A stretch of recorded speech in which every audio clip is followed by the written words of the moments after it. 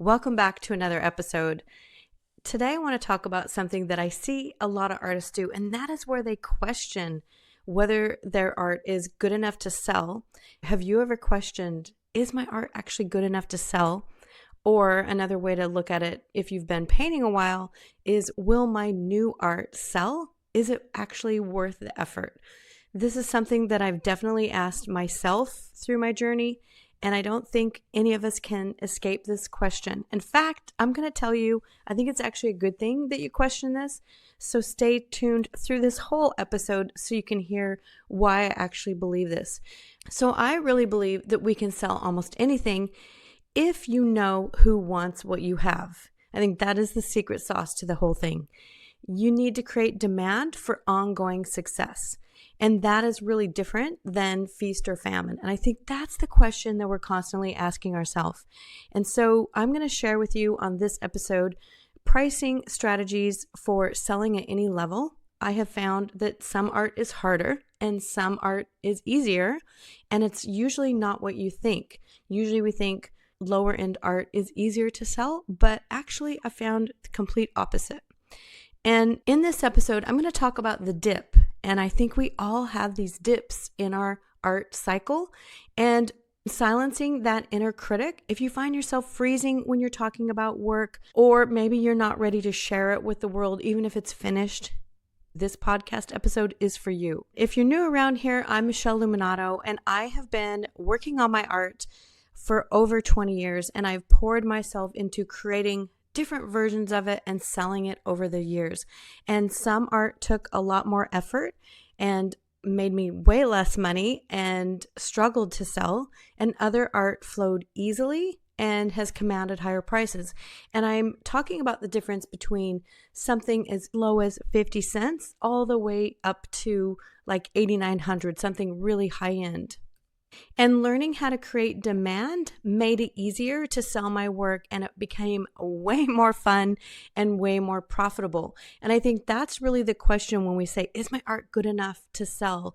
We are wanting to create that ongoing demand so that we don't have that feast and famine experience that a lot of times we can experience as artists. I'm saying this from my own experience. We've all experienced this. A lot of times we just simply have self-doubt because we have this negative self-talk. We have this fear of failure. And I think fear of failure is huge for artists. And then especially when you also have money involved, it is even a bigger question because we have a lot riding on that question.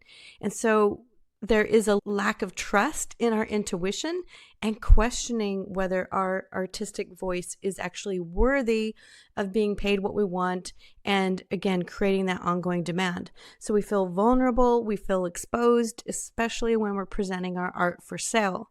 And sometimes we avoid the studio, or we don't finish it, or we don't promote it. Those are definitely things I've seen myself when I have these questions as well. And then we have comparison trap on social media, seeing perfect work. And I say perfect work in air quotes because most likely that work isn't perfect, although it looks perfect from the outside. And it makes us question whether our artwork will actually see success in the current environment. We internally go inside of ourselves questioning if we actually have what it takes, if our artwork is going to make the cut in this current time. And we also go, well, why are some artists succeeding and others not? And then you see someone who isn't great at art and they're selling and they appear to be succeeding, and you think, what the actual F? What is going on? Why not me? How are they having success? Why is it not possible for me? Now, I am one of those people who had some really bad artwork, and I actually was able to sell some of it. So stay with me as I explain how this happened. You might be experiencing the dip. So let me explain what you might be experiencing through the dip. The dip is something defined in the Dunning-Kruger effect. And if you haven't heard of it, I want to explain a little bit about what this means to us as artists. And sometimes we can experience the opposite of the Dunning-Kruger effect, which is something that I've experienced as well. So the Dunning-Kruger effect goes like this. In the beginning of anything we're learning, and I'm going to apply this to art in this episode, in the beginning when we're like, yeah, I'm going to be an artist, this is great, and we get really, really excited, and you go, okay, I got it, I know how to do this. And there is confidence in beginners, followed by this real big, serious, like, oops, oh my gosh, I don't know enough. What am I actually doing? I don't know if you remember the episode where I was talking when I first started painting. I was so confident and so ambitious. I went out and bought a really, really huge canvas, and I was definitely overestimating my capabilities and skill. And then through the journey after that, realized, oh my gosh, I don't know enough. This is way harder than I thought.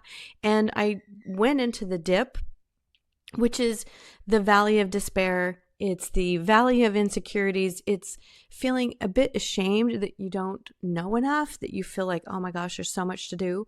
And especially when we've had success in other parts of our life, it feels really hard that this could be this hard. And I think we get a little bit embarrassed about not knowing enough and have a little bit of shame. And again, this dip is normal. It's a sign of growth, and it's not really a reflection of the talent that you will always have. It's just that you are super excited in the beginning, really optimistic, and then you say, oh my gosh, I really suck. And then we can go into that dip. And then if we come out of the dip, we start to realize, oh wow, this is complicated. And then you realize that you need to know more, and you work towards how to make more sense of it all, and the work that it actually takes to be someone who really knows their stuff. And I think this is really what the Dunning-Kruger explains, and that is the gap in skill set, the gap in knowledge, the gap between what we want and where we're at. And so again, if you're on YouTube, you will see a little graph that explains that.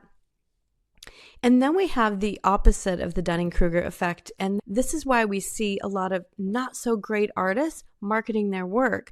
And hear me out, because I was definitely one of these artists, especially earlier on, where I definitely had this effect where I was unaware of the dip. I was really unaware of the knowledge gap that I had. And the Dunning-Kruger effect reveals how individuals with limited experience tend to overestimate their skills and knowledge due to the unawareness of what they don't know. And this is true for anything. So if you're new to selling and new to marketing and new to the business side of it, this is the same thing. We really, in the beginning of something, don't know what we don't know. And so this is why you see not so great artists marketing their work and appear to be having success, because they're actually unaware of the dip. They're not feeling ashamed. They're not feeling embarrassed about not knowing the gap in their skill set. And if you are seeing the dip and you are seeing the gap, I actually think this is a really good thing. You have insights that they don't have. Most likely you have taste, you have a vision, you have a standard that is really high, and sometimes that appears as a skill gap and a knowledge gap and really experience with our art. And your longevity and integrity as an artist actually requires this. So I think it's a really good thing if you actually see the gap. So I do believe that if you see the dip and you see the skill gap, then you will have longevity in your art career, as opposed to short success in a short amount of time that does not necessarily have longevity because there's not enough skill in the game and all these other things. Let's get back to the question. Is this new art going to sell? Is it going to be worth my time? What does need to happen to get better results, and I can't say we can ever guarantee a sale, but we can definitely do a lot more things that will ensure we get better results. And here's a few things I want to mention in this episode. I think it's a whole lot easier to sell when your art stands out amongst the competition. I think we're much more immersed in competition than we realize as artists. There is a lot of artists looking too close from the buyer's consumer point of view. I do believe that we can sell almost anything if you know who wants what you have. And this is why it gets really hard, because it is a bit nuanced, But when you unlock it at a level that you really start understanding who is actually buying your work, it starts to unfold in a way that you can do something about. And what I mean is the pricing has to match expectation. So if the pricing isn't matching expectation, it's not going to work, which means if you're asking for a higher price, there is a very good chance that you are going to be expected to have skills or a uniqueness that really represents that higher price and that value. And I think this is again where we can increase our prices by actually meeting expectations better, meaning getting better at what we do, as well as being more unique. And that really allows us to have that match in price expectation. If you're new to art and you haven't got the experience yet, meet that expectation. There's nothing wrong with that. I definitely have sold work for as low as $65, even early work. Honestly, when I was in the card industry, my first understanding of this was people were actually buying the cards that we were selling. They were buying the card so that they could frame it as art. And then I was like, oh, wow, my art is art. And so what we did then was we had this open studio and we had taken all these screen printed make ready cards, which means we created one-off unique pieces that were a byproduct of the printing process, but we turned them into a little canvas.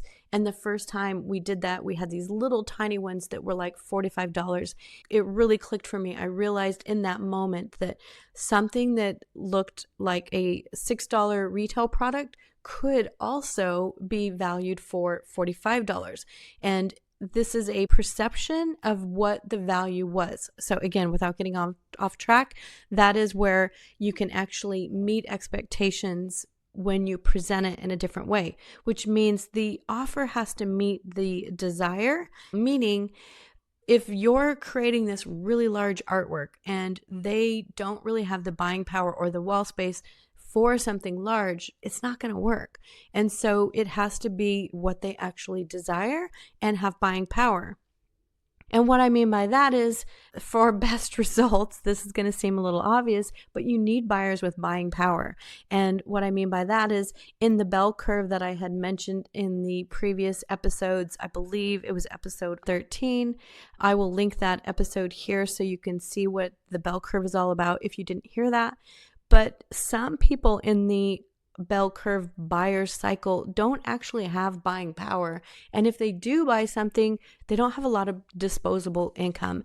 And I think especially when we have difficult economic times, which by the way, come and go through any industry, any time, like it's something that we should expect and plan for. But basically the cashed up person versus living on a credit card is going to be the difference in who has buying power and who doesn't. In difficult economic times, people stop living on credit because interest rates are too high. They don't want to extend themselves further than they already are. And so they may not have a lot of disposable income. So the best case scenario is you work with people who do have disposable income. They do have an interest in buying art and adding value to their homes by having your artwork in it. So again, understanding if your buyer has buying power, I think is really essential. It can help in really difficult times to work with people who are more cashed up and have disposable income and can buy those things that might feel a bit non-essential to some people. Now, I'm an artist. I'm going to say art is essential. But anyway, you know what I mean. So basically, we have to have these things. We have to have the art offer meeting the desire, meaning what is the actual thing they're buying. And then we have to have price that meets expectation, meaning it has to match the value of what they think they're getting. And it's way easier when the art stands out amongst the competition. I think we have a lot of similarities in the art field that are really way too close for artists to get the attention that they deserve. We also need to have an understanding of who actually has the buying power for the kind of art that you want to make. And again, there's nothing wrong with doing lower end art versus higher end art. It's just that you're going to need more people and you're going to need a price point that meets their demand. So there's just some nuances there that I wanted to explain in this episode. We'll definitely get more into this. So once you know these things, I think we start looking at, okay, how do we actually figure out what pieces of the puzzle we're not really clear on as artists? And I think this is where I recommend that you start building confidence through real market research. And there's ways that we can tackle this in really practical ways. And that is understanding what kind of art sells in your style and medium. And again, I don't like to put people in buckets of style because I think that's a really big general way to say it. But just for the sake of this episode, I want to refer to it like that. I have sold art at different levels. And again, some has been easier and some has been harder. But actually, the lower end stuff, the less skilled stuff, which, now I'm like, of course it was harder. That was definitely harder. So the more you raise your prices and the better you get, I think it's actually easier to sell and create that ongoing demand. And then again, identifying potential customer demographics and preferences, I think is really important because a lot of artists, I don't think, really truly understand what this means to them as an artist and how their art is impacting people who have buying power and purchase. And when we use this research to tailor your work and offerings to a specific market, you definitely can start building confidence because you're going to see progress and growth and ongoing demand. And most of the time, the artwork that is average and doesn't stand out looks way too close to a lot of other artists, and it needs more work to really get momentum. I hate saying this out loud, but I think a lot of times we actually need to do more work on our art for it to really stand out and get momentum. Doesn't mean that we can't sell along the way. It just means that you might not see as much momentum as you would as if you had more experience. So again, if you were learning to play guitar and you just showed up on day one and you were like, hey, I'm going to go and do an open mic on day 1 or day 10 or the first year, it's not going to be the same as you would if you had 10 years of guitar under your belt. Same philosophy, really. So we need true momentum by the act of being better as artists. And again, I really think what makes you doubt less if this is going to sell is making standout work. Without your right fit audience, you may have great work, but it just doesn't get traction yet with consistent sales. And that's more of an audience problem rather than the work. So if you have great work and you've put in standout work, it's more about getting traction with the right audience. And that is going to create that ongoing demand. So it doesn't always mean that the work isn't any good.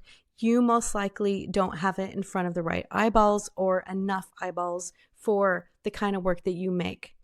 And again, this is why we sometimes have feast or famine, but don't let this discourage you at all and stay in the dip. It's really understanding what skill levels you're at and what skills you need so that you can really get traction and tick off all the boxes in order to really be confident in selling your work.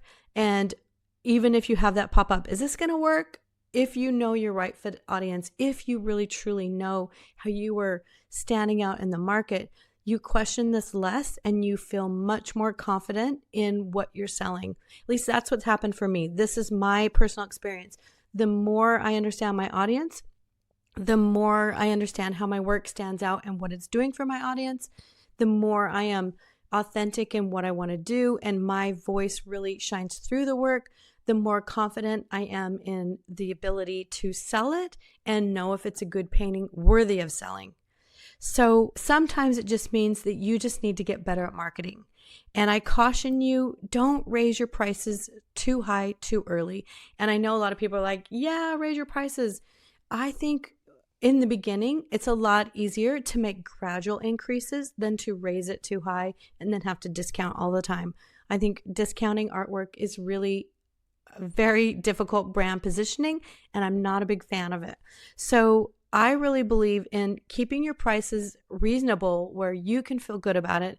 Someone is definitely compelled to buy something, and you can sell directly more often so that you can keep more of the profit instead of splitting the profits with a gallery or shop that may not really sell it that well anyway.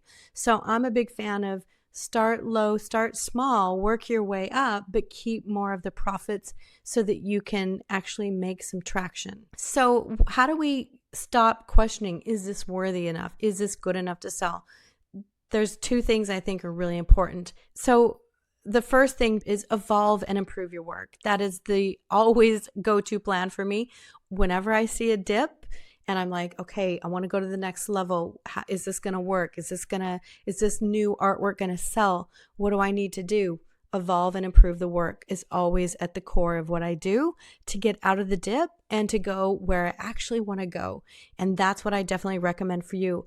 And then two, I recommend getting better at finding that right fit audience, to find people who actually want to pay you for what you want to make, the work that you actually care about. And that's why when I say, you've got to figure out who is interested in your style, there are so many nuances to art collectors and what resonates with them and what resonates with you as an artist. And this is where we want to start really understanding who actually gets your art, as in like, oh, I love this. And that's where you start to create ongoing demand, because they actually really, really love it. I don't think we ever stop questioning, will this new work sell? I mean, I'm working on some new stuff right now, and it literally popped in my mind. I was like, oh, how's this going to sell? But I usually don't say, will this sell? I always think about, well, how will this sell? What will people use it for? How will they respond to it? And that's because I know my audience really well, and I know what they're actually doing with my art. And so I think about it in a different framework than a lot of people do. So again, evolve your work, improve your work, and that will help your artwork be what it needs to be for where you want to go. And then again, get better at finding the right fit audience so that you can create an audience of people who absolutely love your work. And that is where we start creating more ongoing demand and people coming to you, rather than you feeling like you're always discounting your work and saying, hey, want to buy my work, want to buy my work. We need to have much better work. And I'm sorry to be the one who tells you this, but if you're listening to this, there's a very good chance that you want to be a great artist and that you can see your skill gap. Every level I get, I can see my skill gap. And I don't think any artist doing great things ever stops thinking that they are a learner. I'm always learning. I'm always saying, okay, where's my skill gap? What am I missing? What do I need to learn? How do I get better at this? And that is something that I think the more comfortable we can get with understanding our skill gap and understanding what we need to sell our work, the less that question, will this new work sell, becomes intimidating, and we can feel really good about it. Don't be hard on yourself and stay in the dip. I see a lot of artists stay in the dip way too long. It really is normal. Self-doubt is normal, especially during the dip. So acknowledge it and move forward. And it means that you have taste, you have a vision, and you can see the reality of what is required for long-term sustainability. And I think this is where a lot of artists go, oh, this is too hard, I quit. But if you can hang in there and get through it, you will evolve and get great work, and you will be able to sell it. And confidence comes from practice, market research, and building an audience and overcoming self-doubt every darn day. And I mean that, like, that is not something that goes away permanently. It's a practice. And if you want to have me support you on self-doubt, have a listen to episode 8 and 10. The question is, what kind of artwork is worth your time? And who do you want to sell to? These are questions that I've asked myself, and I have changed who I really wanted to attract to my artwork, because I wanted to attract a different kind of buyer with more buying power. And that is the honest truth. And that's why I've been able to create ongoing sustainability and especially ongoing demand, even in hard economic times.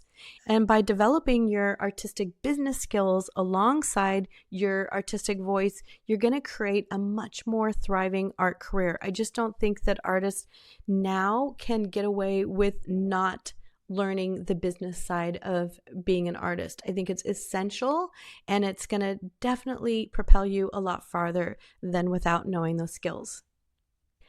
So, if you're interested in applying all of this to your art and evolving your art and understanding who you're really selling to and what your art is doing for them through consumer buying trends and really implementing everything that I talk about on this podcast, I recommend you join the Origin Art waitlist. It's an artist membership where I help artists implement everything I teach in here, and we go into really specific details around what this means for your art. So it's a very personalized experience. These are nuances that are truly, truly so important for us as artists. So if you're interested in getting help from me, join the Origin Art waitlist, and everything you need for that is in the show notes and description. I don't always have Origin Art open because I really work on creating my own artwork as well as serving members in the highest value that I can and giving them feedback. So that's a wrap for today. Stay tuned for more episodes, and if you enjoyed this episode, I appreciate you sharing it with others. I love seeing your DMs on Instagram where you share with me what resonated with you. And again, check out the show notes for all the direct links. And there's always a video version on YouTube that comes out after the audio podcast. And if you're on YouTube, watch this next. I think you're going to like it.